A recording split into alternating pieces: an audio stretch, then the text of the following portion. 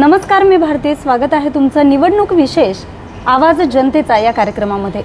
आपण आहोत खेड आळंदी विधानसभा मतदारसंघात. या विधानसभा मतदारसंघात देहू आणि आळंदी ही दोन धार्मिक स्थळं आहेत. त्याचबरोबर पंचतारांकित MIDC याच मतदारसंघात येते. या विधानसभा मतदारसंघातून निवडणूक लढवण्यासाठी अनेक इच्छुक उमेदवार आहेत आणि त्यातीलच एक नाव म्हणजेच अक्षय भाऊ जाधव. नमस्कार. नमस्ते ताई. अक्षय भाऊ जाधव, आम्हाला तुमचा परिचय जाणून घ्यायला आवडेल. कोण आहेत अक्षय भाऊ जाधव आम्हाला आणि आमच्या प्रेक्षकांना? नक्कीच सांगायला आवडेल की अक्षय जाधव हा सर्वसामान्य कुटुंबातील एक फार वर्षापासून एक कार्यकर्ता म्हणून काम करणारा, जो आज विधानसभेच्या रणांगणात उतरला आहे. इथले सगळ्या समस्यावर प्रश्न पाहून.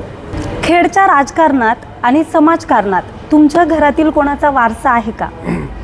वारसा तसं नाही. आमचे चुलतेसुद्धा सामाजिक, आमचं कुटुंब म्हणजे कार्यकर्ता म्हणूनच आयुष्यभर या खेडच्या राजकारणात असेल, चाकणगावच्या राजकारणात असेल, आमचं कुटुंब नेहमीच एक कार्यकर्ता म्हणूनच राहिलेलं आहे.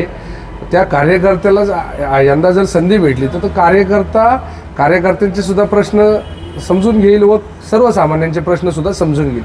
माझे चुलते हे सामाजिक कार्यकर्ते रामदास साधू जाधव हे बरेच वर्ष, म्हणजे त्यांना 25-30 वर्ष झाले, ते सुद्धा सामाजिक कार्यात अग्रेसर आहेत. तर तुम्ही नक्की कोणत्या पक्षातून निवडणूक लढण्यास इच्छुक आहात? सध्या मी शिंदे शिवसेनामध्ये पुणे जिल्हा संघटक आहे.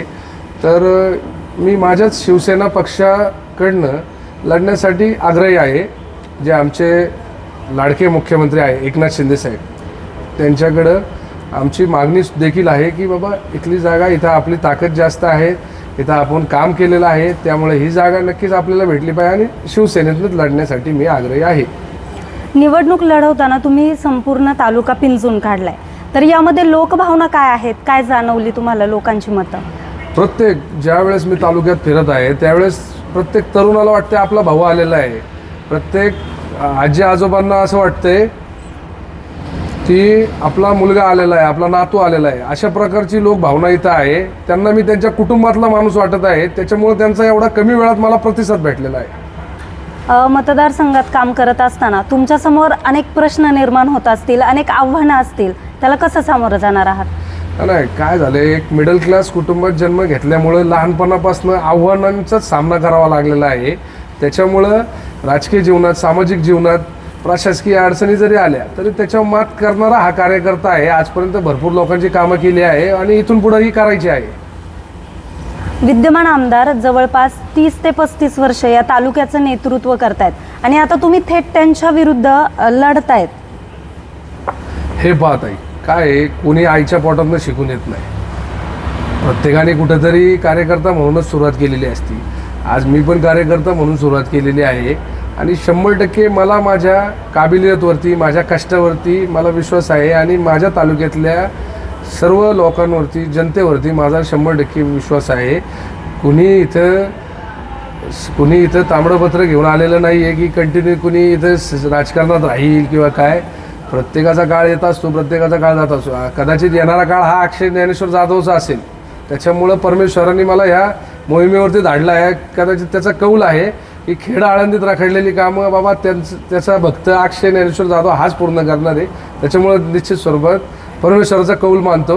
आणि तुम्हाला परत एकदा सांगू इच्छितो, कुणीही आईच्या पोटातनं शिकून येत नाही. एक संधी द्यायला लागती. त्या संधीचं 100% हा नवा चेहरा संधीचं सोनं करणार. तुम्ही आत्ताच सांगितलं खेड आळंदी मतदारसंघात जी काही कामं रखडलीत ती कोणकोणती कामं आहेत? खेड आळंदी आमच्या इथं ट्रॅफिकचा प्रश्न रखडलेला आहे. त्याच्यावरती आम्हाला प्रत्येक वेळेस इलेक्शन काळ आला की काहीतरी निधीचं म्हणजे गाजर म्हणायला लागेल त्या प्रकारचं आम्हाला सांगितलं जातं किंवा एखादं आश्वासन आम्हाला दिलं जातं. जर समजा आमच्या आदिवासी भागात गेले तर तिथं रस्ते नाही आहे नीट वस्त्यांना जायला, तिथं पाणी नाही आहे, आरोग्याचं तर आमच्या इथं MIDC मोठी आहे पण ना आम्हाला आरोग्य म्हणजे आदिवासी भागाला तर भेटत नाही, पण आमच्या भागाला सुद्धा, पूर्व भागाला सुद्धा आम्हाला आरोग्याच्या कुठल्याही सुविधा नाही आहे, न दळणवळणाची सुविधा आहे. आम्ही रोज ट्रॅफिकमध्ये गुंतलो जातोय, आम्ही रोज हॅरेसमेंटमध्ये जागणार पब्लिक झाले आणि ह्या हॅरेसमेंटचा राग आम्ही येणाऱ्या विधानसभेला काढणार आहोत. धन्यवाद अक्षय भाऊ, तुम्ही आमच्यासोबत राजकीय गप्पा मारल्या. तुम्हाला पुढील वाटचालीसाठी खूप खूप शुभेच्छा. धन्यवाद ताई. तुम्ही मात्र कुठेही जाऊ नका, पाहत रहा निवडणूक विशेष कार्यक्रम आवाज जनतेचा फक्त आणि फक्त आवाज भारती या यूट्यूब चॅनलवर. धन्यवाद.